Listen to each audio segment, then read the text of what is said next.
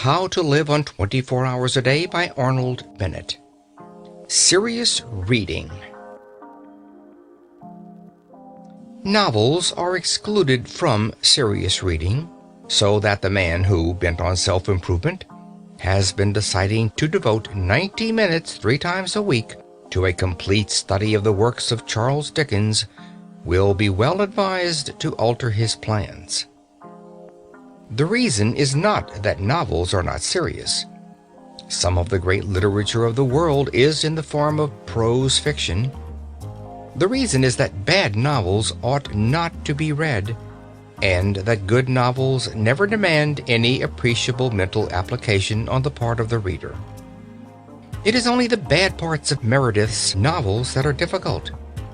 A good novel rushes you forward like a skiff down a stream, and you arrive at the end, perhaps breathless, but unexhausted. The best novels involve the least strain. Now, in the cultivation of the mind, one of the most important factors is precisely the feeling of strain, of difficulty, of a task which one part of you is anxious to achieve and another part of you is anxious to shirk. And that feeling cannot be got in facing a novel. You do not set your teeth in order to read Anna Karenina. Therefore, though you should read novels, you should not read them in those 90 minutes. Imaginative poetry produces a far greater mental strain than novels. It produces probably the severest strain of any form of literature. It is the highest form of literature. It yields the highest form of pleasure and teaches the highest form of wisdom. In a word, there is nothing to compare with it. I say this with sad consciousness of the fact that the majority of people do not read poetry. I am persuaded that many excellent persons, if they were confronted with the alternatives of reading Paradise Lost and going round Trafalgar Square at noonday on their knees in sackcloth, would choose the ordeal of public ridicule. Still, I will never cease advising my friends and enemies to read poetry before anything. If poetry is what is called a sealed book to you, begin by reading Hazlitt's famous essay on the nature of poetry in general. It is the best thing of its kind in English, and no one who has read it can possibly be under the misapprehension that poetry is a medieval torture, or a mad elephant, or a gun that will go off by itself and kill at 40 paces. Indeed, it is difficult to imagine the mental state of the man who, after reading Hazlitt's essay, is not urgently desirous of reading some poetry before his next meal. If the essay so inspires you, I would suggest that you make a commencement with purely narrative poetry. There is an infinitely finer English novel written by a woman than anything by George Eliot or the Brontes or even Jane Austen, which perhaps you have not read. Its title is Aurora Leigh, and its author is E.B. Browning. It happens to be written in verse, and to contain a considerable amount of genuinely fine poetry. Decide to read that book through, even if you die for it. Forget that it is fine poetry. Read it simply for the story and the social ideas. And when you have done, ask yourself honestly whether you still dislike poetry. I have known more than one person to whom Aurora Leigh has been the means of proving that in assuming they hated poetry, they were entirely mistaken.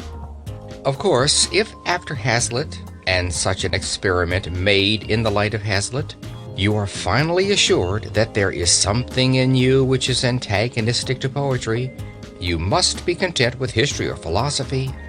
I shall regret it, yet not inconsolably. The decline and fall is not to be named in the same day with Paradise Lost, but it is a vastly pretty thing. And Herbert Spencer's First Principles simply laughs at the claims of poetry and refuses to be accepted as aught but the most majestic product of any human mind. I do not suggest that either of these works is suitable for a trio in mental strains. But I see no reason why any man of average intelligence should not, after a year of continuous reading, be fit to assault the supreme masterpieces of history or philosophy. The great convenience of masterpieces is that they are so astonishingly lucid. I suggest no particular work as a start. The attempt would be futile in the space of my command, but I have two general suggestions of a certain importance. The first is to define the direction and scope of your efforts. Choose a limited period, or a limited subject, or a single author. Say to yourself, I will know something about the French Revolution, or the rise of railroads, or the works of John Keats. And during a given period, to be settled beforehand, confine yourself to your choice. There is much pleasure to be derived from being a specialist. The second suggestion is to think as well as read. I know people who read, and for all the good it does them, they might just as well cut bread and butter. They take to reading as better men take to drink. They fly through the shires of literature on a motor car, their sole object being motion. They will tell you how many books they have read in a year. Unless you give at least 45 minutes to careful, fatiguing reflection, it is an awful bore at first, upon what you are reading. Your 90 minutes of a night are chiefly wasted. This means that your pace will be slow. Never mind. Forget the goal. Think only of the surrounding country, and after a period, perhaps when you least expect it, you will suddenly find yourself in a lovely town on a hill. End of chapter 11.